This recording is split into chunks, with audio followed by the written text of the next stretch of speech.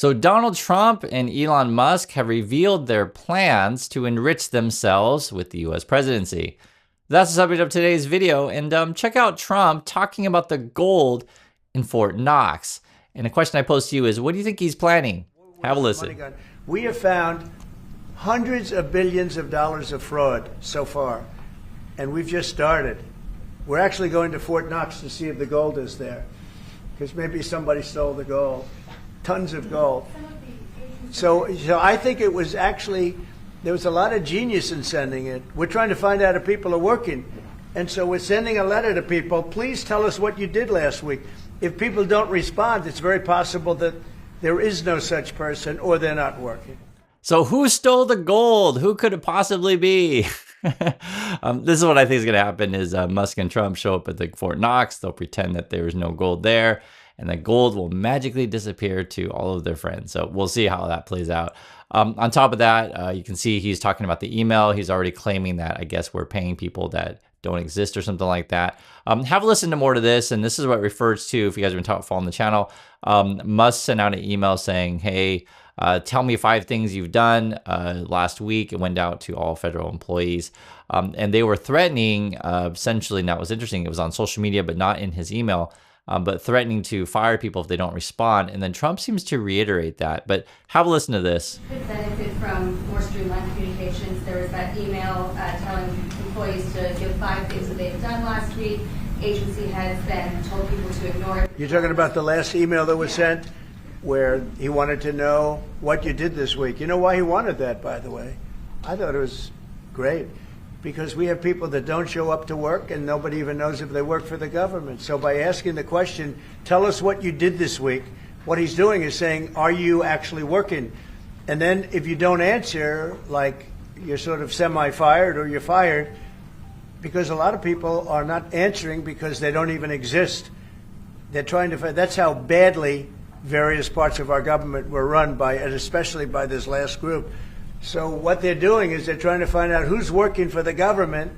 Are we paying other people that aren't working? And, you know, where's all this? Where's the money gone?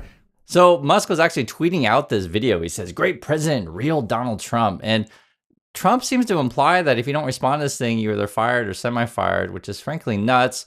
We've talked about this before. Agencies have already advised their employees, or you could say federal workers, not to reply to Musk's email.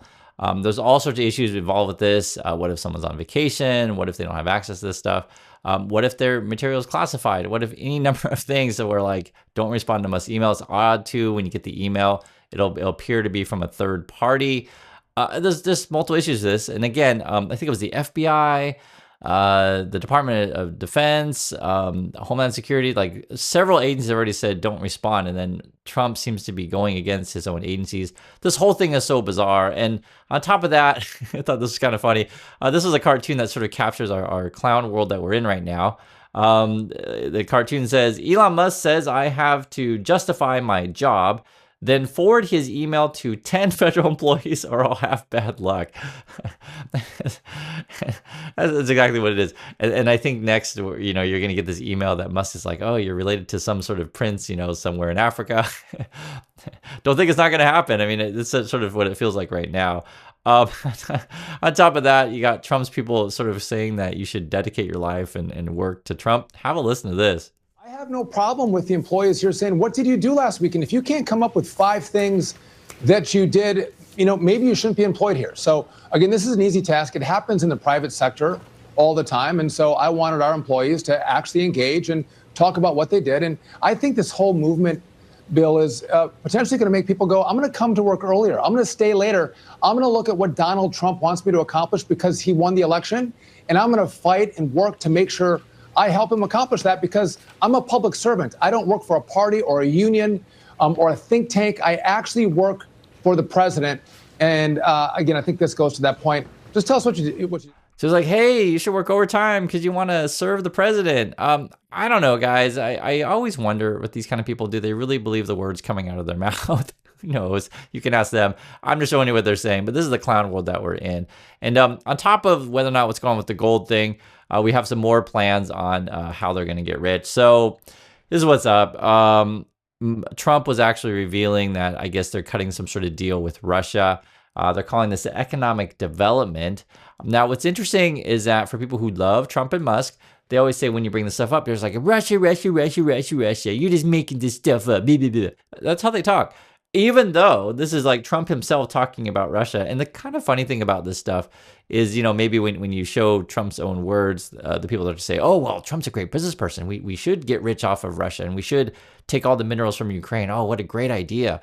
It's frankly sickening. I don't know what to say. I mean, I make jokes about this stuff, but it is pretty sad, to be perfectly frank. You're seeing open corruption. You're seeing partnerships with adversarial dictators. That's essentially what Trump and Musk want. This is the post from Trump on his social media. He says here, everyone expressed their goal of seeing the war end and emphasize the importance of the vital, critical minerals and rare earths deal. So that's the deal to get Ukraine's minerals. Then he's saying economic partnership will ensure American people to recoup tens of billions of dollars in military equipment sent to Ukraine. And then he's talking about, I am serious discussions with President Vladimir Putin of Russia concerning the ending of the war and also major economic development transactions which will take place between the United States and Russia. Talks are proceeding very well. So literally, publicly, he's stating we're talking with Russia about doing some sort of economic deal. If I had to guess, it's going to be Trump's going to be building hotels and golf courses in Russia or whatever. And then Russia will probably get land in Ukraine. Then they're both going to divvy up the minerals together or whatever. And then, Musk will benefit and take all that rare earth stuff.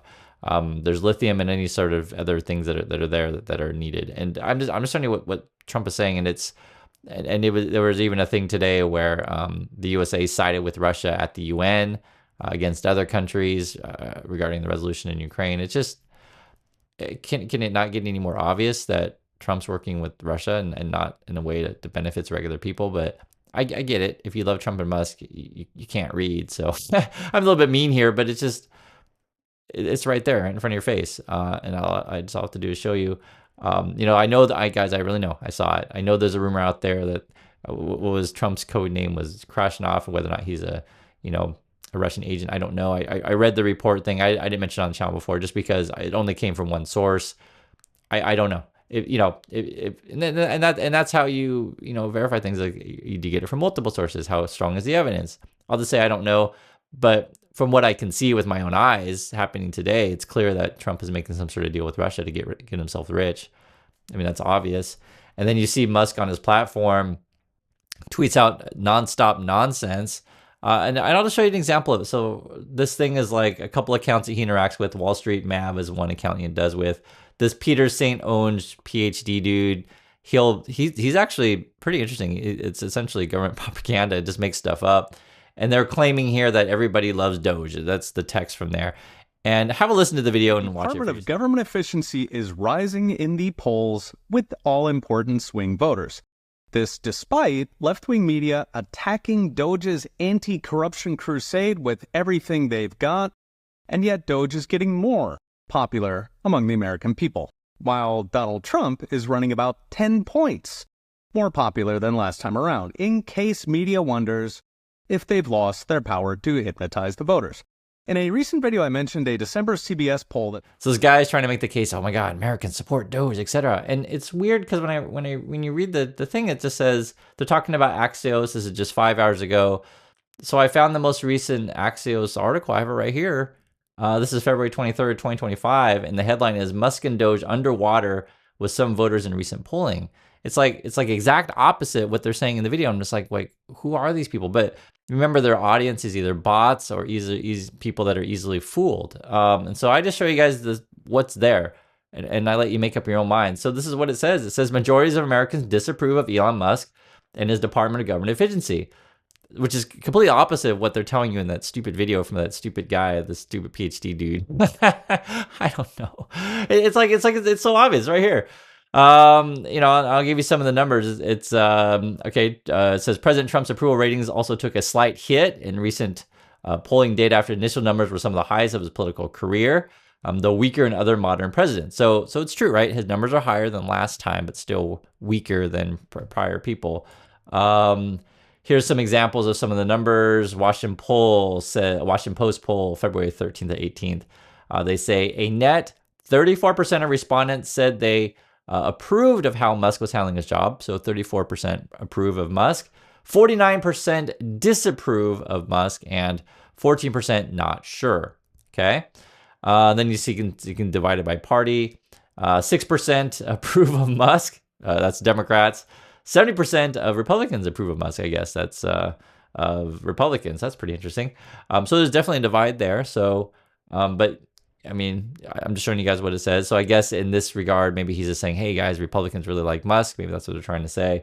Also says this, but when asked if they approve of Musk shutting down federal programs he deemed unnecessary, you got Republicans, 56% are behind that. And then it says here, 25% were not sure and 18% disapproved, right? So I guess Republicans may like Musk, but shutting down certain things, maybe they're not so much into that. I just show you guys the numbers. Here's some more. 55%, this is from Kuniak. What is this? 55% say Musk has too much power, okay, affecting decisions affecting the USA.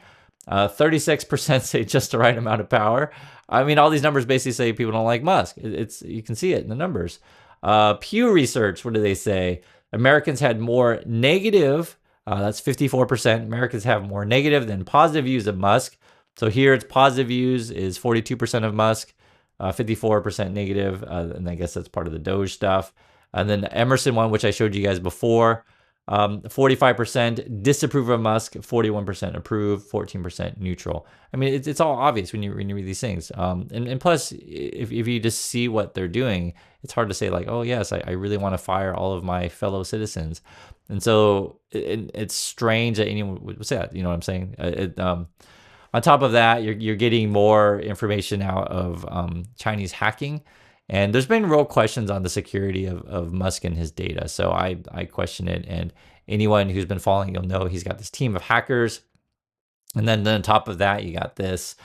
Trump saying he's going forward with the tariffs on Canada and Mexico. They think they've already done the ones against China. So now it's Canada and Mexico, and that's next month. And the basic plan of what it looks like right now is you're going to be essentially taxing regular people because you're going to be paying the tariffs. And way it's going to work is they're going to funnel that money to their sovereign wealth fund, which I keep mentioning you guys.